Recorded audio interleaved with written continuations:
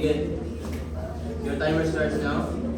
Good morning, everyone. Good morning, panelists. I am Stephanie Loretta again, and we are Group G from Bengal.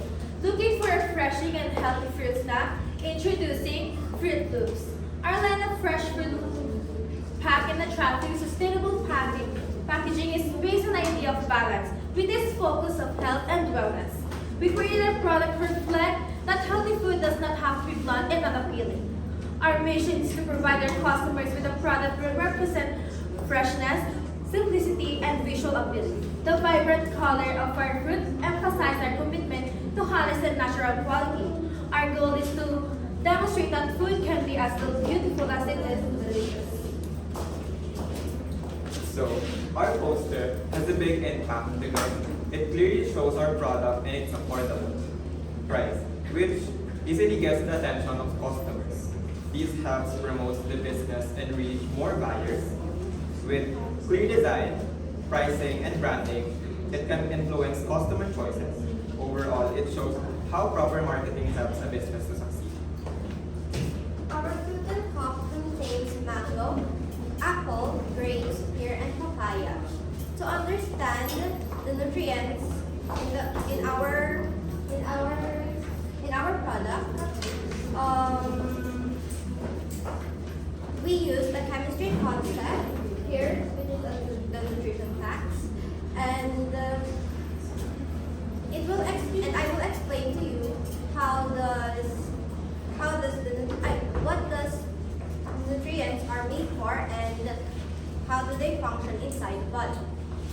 So, fruits are mainly composed of carbohydrates, especially natural sugars like fructose and glucose, which provide quick energy. Each fruit also contains dietary fiber, which is a form of cellulose. Cellulose is a complex carbohydrate found in plant cell wall. And it helps with digestion because our body cannot digest it well properly. Another important nutrient is vitamin C, which is also called as ascorbic acid in chemistry. It is a water-soluble oxidant, and it protects the cell from oxidation and helps the immune system. Fruits like mango and papaya are rich in vitamin C, while apples and pear can only produce small amount of vitamin C. But this creates a balance of vitamin mix in our product.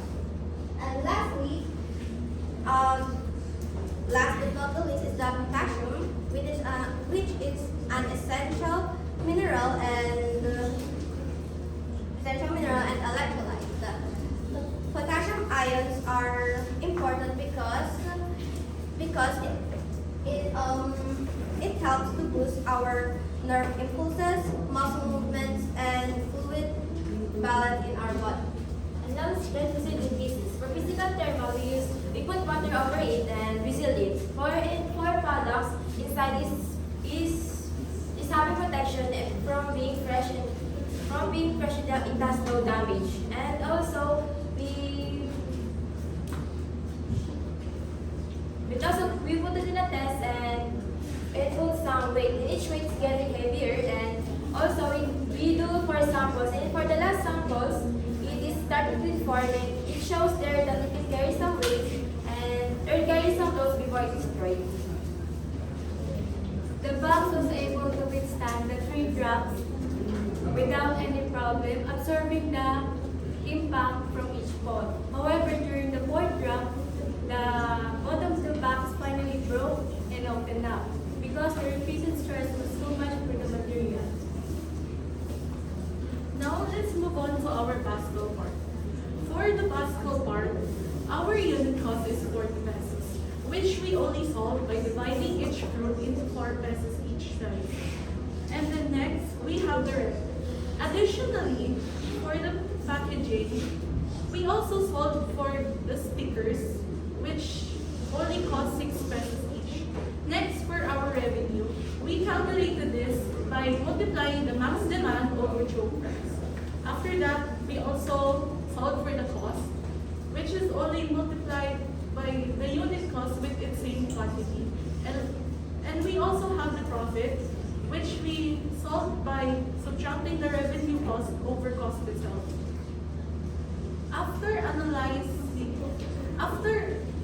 After all these calculations, we analyzed that our business should sell at 55 pesos each day, expect 145 sales, and earn 2,145 pesos overall profit.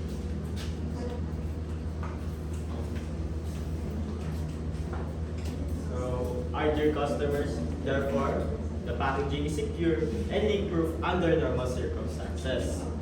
It also traps moisture so that when you buy fruits from us or our product, it will be kept fresh and with issues. It can handle moderate weight and light impact.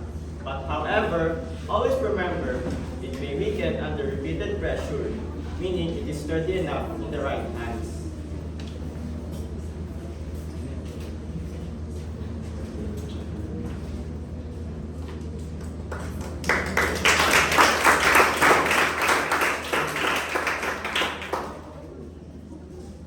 Alright, so thank you for that presentation.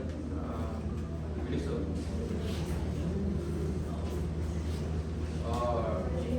So we have Stephanie. Please forward. So your presentation showed us that it contains 120 to 170 milligrams of potassium. Is that every single serve? Is it per serving or ano ba yun?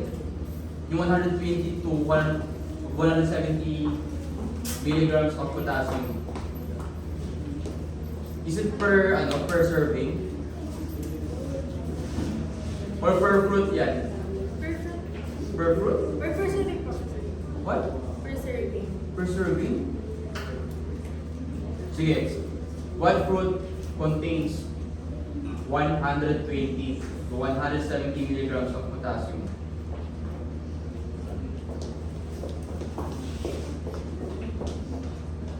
Go. I think all fruits. All fruits. How do you say so?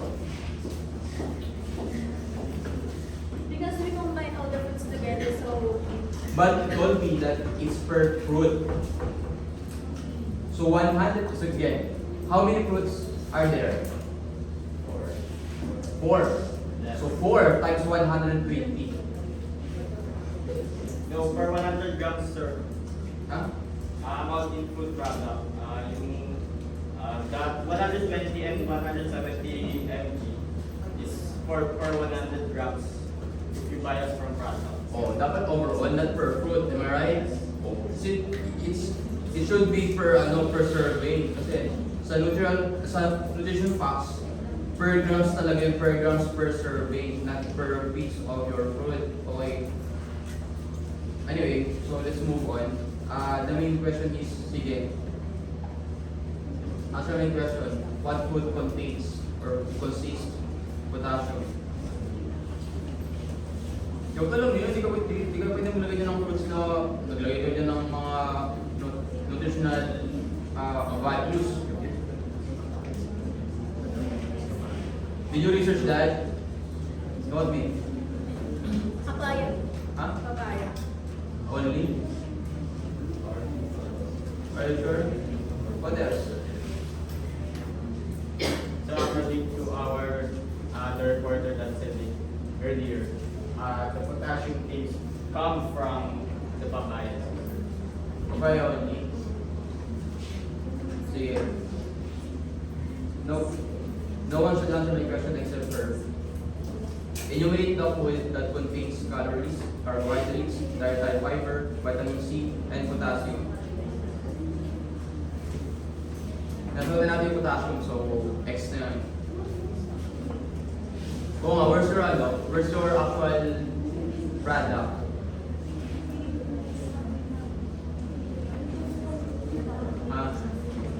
Saan?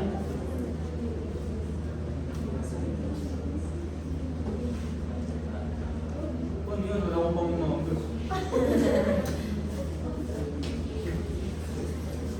Go! Dapat alam niyo ilalagay nyo dyan.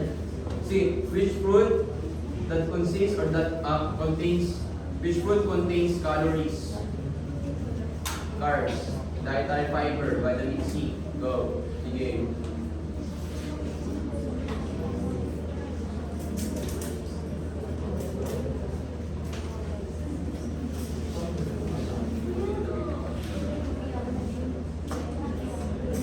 Ano? What fruit? What fruit? Or fruits that is or that are rich in dietary fiber? What are those fruits?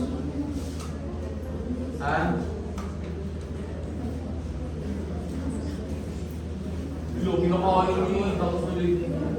Ano yan?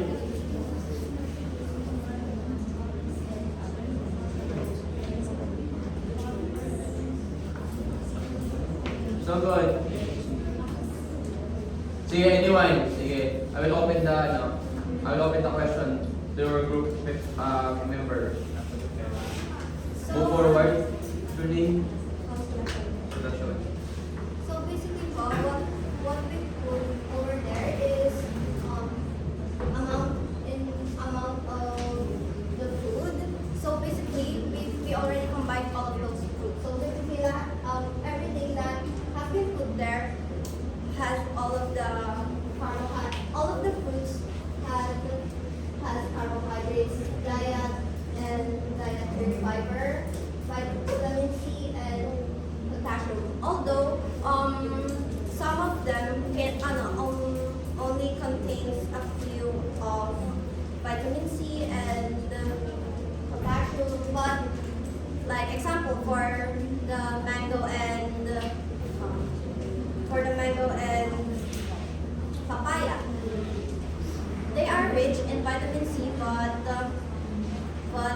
on the other side they have there has not much of potassium in there, but meanwhile papaya has a potassium in it, but unlike the other fruits, they only contain a few or more amount of them.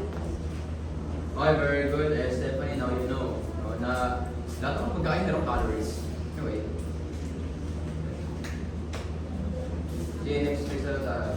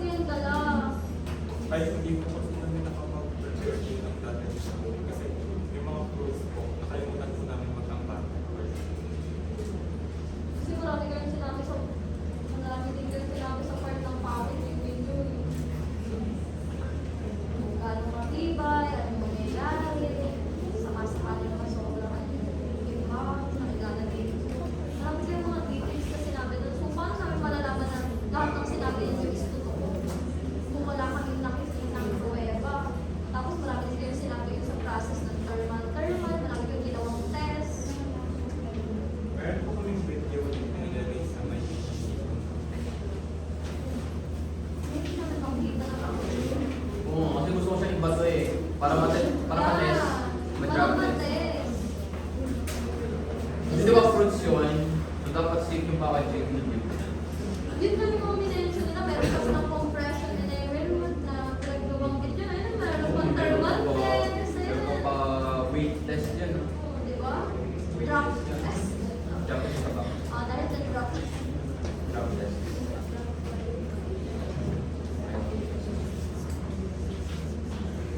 Lagay mo na siya sa end ng slides na.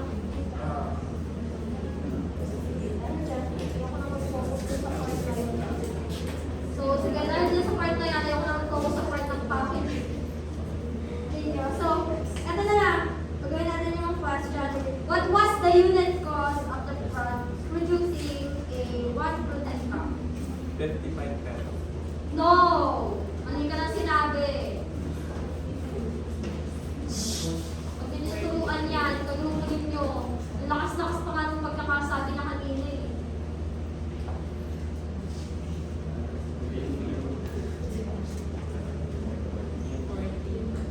Oh, oh.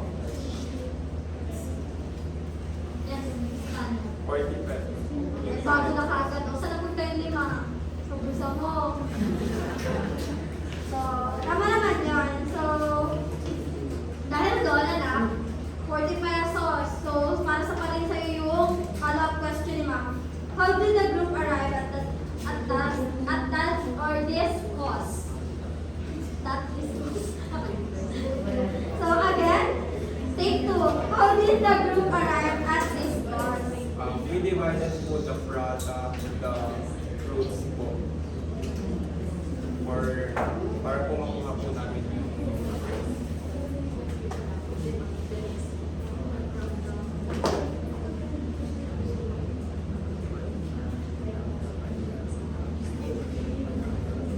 Di ba dapat dinivide siya in a whole product? Sa part ng part ng packaging, hindi lang focus doon sa fruit na ilalagay.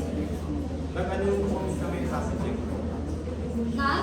na we,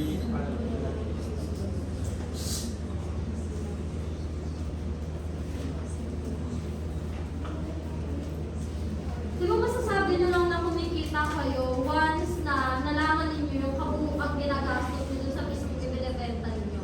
Right? Pero more on yung sa part na pinapakita nila, is part lang ng butas. 40 pesos. 40 pesos kasama ng packaging. Sa tingin ninyo, kikita pa kayo sa mahal ng prutas ngayon. Golden na lahat ngayon.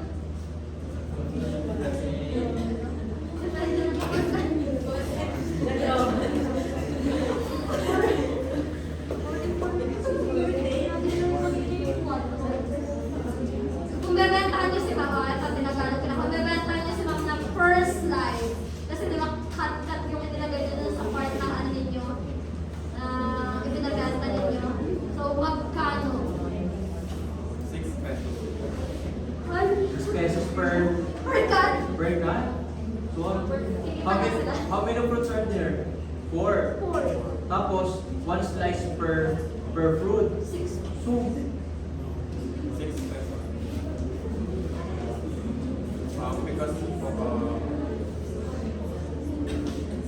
Because of the price increases. Pero na-mention nyo kanina yung price ng person per cut. Hindi yung 6 pesos. Oh, di ba? Para ninyo mapapaligid-ligid yung si Ma'am. Kanina, sinulsa mo yung 5. Ngayon naman, dinadagdagan mo ng 2. 4 pesos lang yung per slice. Grabe na yung tubo dito. Sige, kasi tayo kapisa, no? Ipahabol ng tanong kaya. ano ganyan mo? Sa susunod mo kayo mga anak gagamit ng red. Magbabasa na. Kasi masakit sa mata, sa part ng ano ninyo, name tag. O, ito na lang. Para kay kanino yan? Kulata. Kulata. So, can you describe the thermal test conducted dun sa mismo product ninyo? O, huwag na ibalik yan sa slides na yan. Nakikita niya pa yung sagot. Describe mo lang yung process na yan. Ano kasi namin malalaman kung maraming ba yung product? Ba yung mga yan?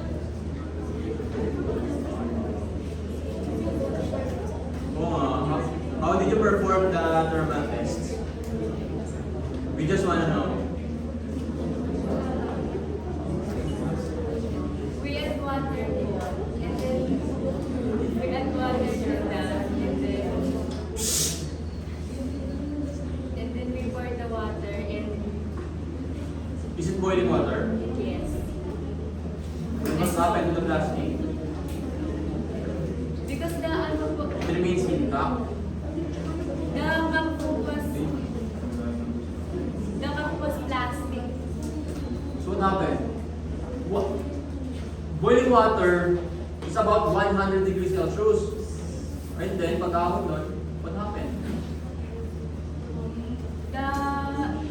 It bubbles up. There's bubbles inside the So, may affection doon sa part ng packaging.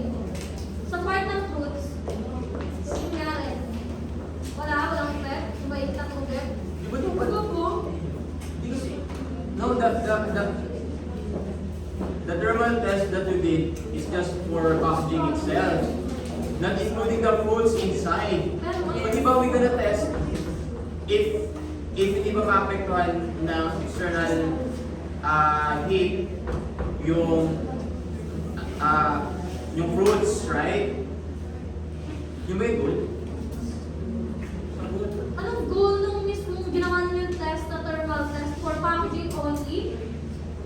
Or just to test the protection, the heat resistance of your jar.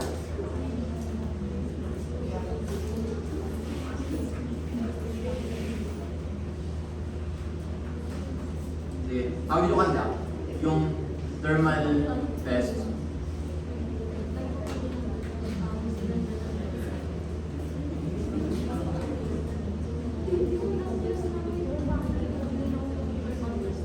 So for packaging talaga. to ensure Right? that Yun yung sinabi mo sagot, di ba? For packaging lang. Yung thermal test.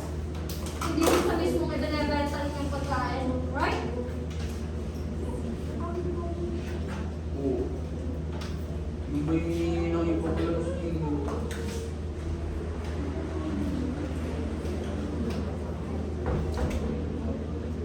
Sige, okay na yun. Pero I think much better if you include the fruits inside the jar before you conduct thermal test. In order for us or in order for you to test talaga or to prove that your jar is really heat resistant, and it doesn't affect the fruits inside.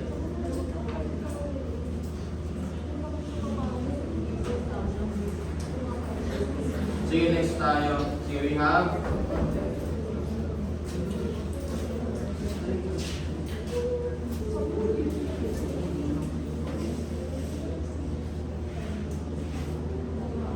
sige, move forward. Yung hindi mo nakakasagot.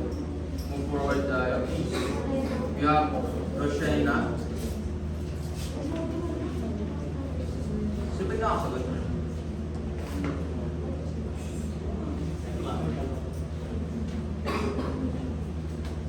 So, here's your question now.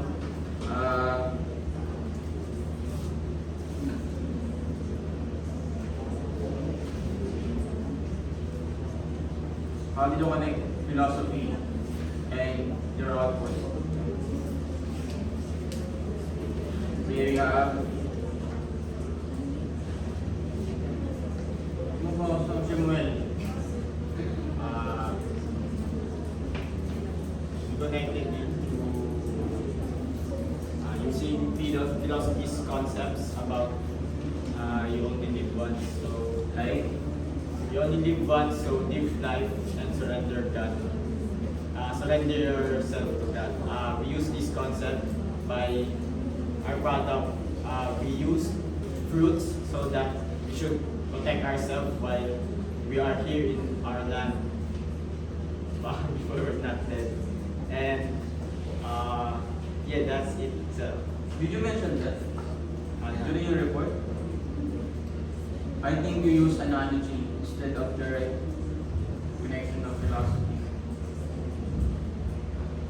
Is that analogy? Sige, what is the main What is the main point of philosophy? To answer questions or to create theories Like, on how everything basically being created, sir. okay, that's your idea. Okay, that's your point of view. Wala akong magawa dyan. Okay, sige, next. We have... Sino yung dalawa? Ano brand niyo? Cruzado. Si Caritero. Saka si ano kalay hindi pa nakasagot, right?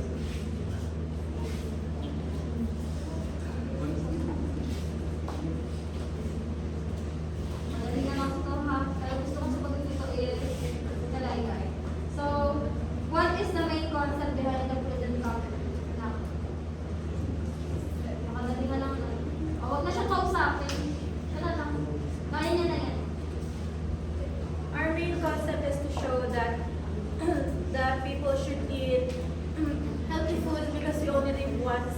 And I think eating healthy foods makes us stronger and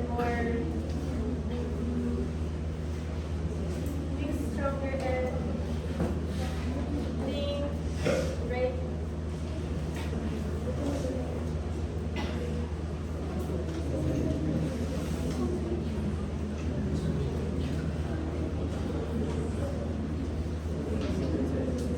Okay naman sa mga sasagot mo. Oo. Sir na lang talaga.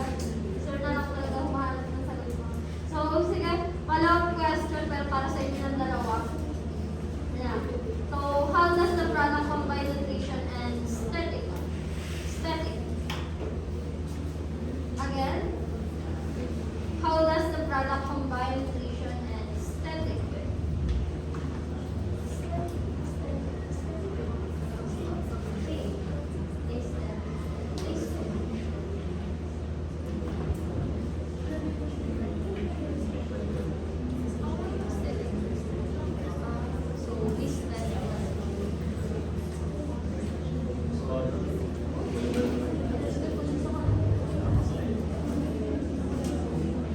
Go! To give visuals, colors, and that's first step. First step is to give visuals, colors, and appealing. Sino nakasagot? Sino? Sino nakasagot? What was the Sige, sila lang yung question ko para sa'yo. Listen carefully If your Impact Labs output wasn't made very well, what suggestions would you give to your groupmates? Once again, if your Impact Labs output wasn't made very well, what suggestion would you give to your groupmates? Any suggestion? So based on earlier mistakes, Then? I would suggest that we should actually look more into the thermal test, Then? and then another thing is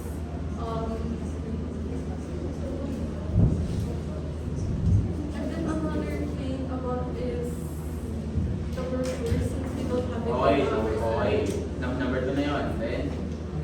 And then I think yun lang. You didn't bring the output. And then the output, The packaging. How about that? Sabihin sa kanila. Ano yung suggestion mo? Dali. Sige, paano? What suggestion would you give to your groupmates? Next time. Oh yeah, next time bring the... Bring the product. Okay, ano pa? What else? Sabi mo lang mag-CR dyan eh. Pretty. Sabi ko ng lang siya.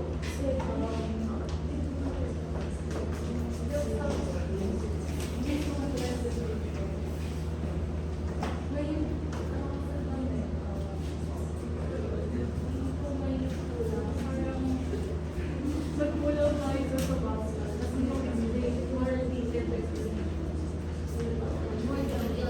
Ayan, so very good ka doon, okay. More detailed explanation daw. Sa next time, bring the output because SEM 3 will be output-based impact lab. So you have to bring it on. Bring it on.